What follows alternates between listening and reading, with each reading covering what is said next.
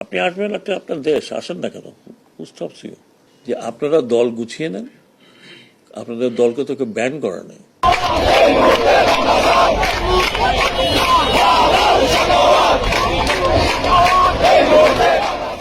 আওয়ামী লীগের রাজনীতি প্রসঙ্গে বক্তব্য দেয় অন্তর্বর্তীকালীন সরকারের স্বরাষ্ট্র উপদেষ্টা ব্রিগেডিয়ার জেনারেল এম শাকাওয়াত হোসেনের পদত্যাগ চেয়ে বিক্ষোভ এবং মিছিল সমাবেশ করেছে যুবদল এবং ছাত্রদল।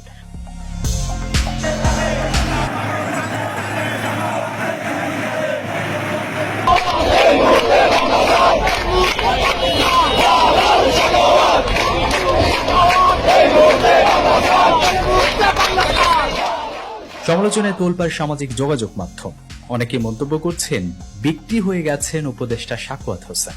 প্রসঙ্গত, আজ সোমবার দুপুরে সচিবালয় সনাতন ধর্ম অবলম্বী নেতাদের সঙ্গে বৈঠকের পর স্বরাষ্ট্র উপদেষ্টা brigadier general M Sakhawat Hossain আওয়ামী লীগকে দল গোছানোর পরামর্শ দেন। তিনি বলেন, আওয়ামী লীগ দেশের অন্যতম একটি বড় দল।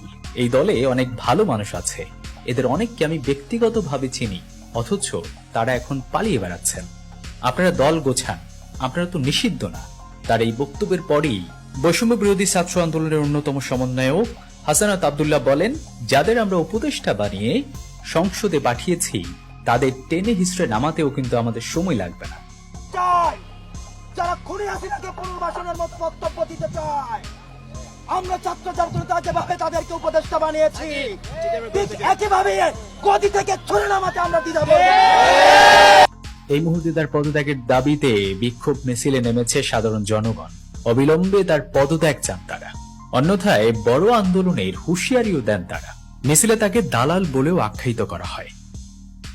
এদিকে একই দাবিতে বিক্ষোভ মিছিল এবং সমাবেশ করেছে শেরপুর জেলা বিএনপির অঙ্গ সংগঠনের নেতাকর্মীরা। শেরপুর জেলা ছাত্র দলের আয়োজনে আজ সোমবার রাত 9টায় এই বিক্ষোভ মিছিল এবং সমাবেশ অনুষ্ঠিত হয়।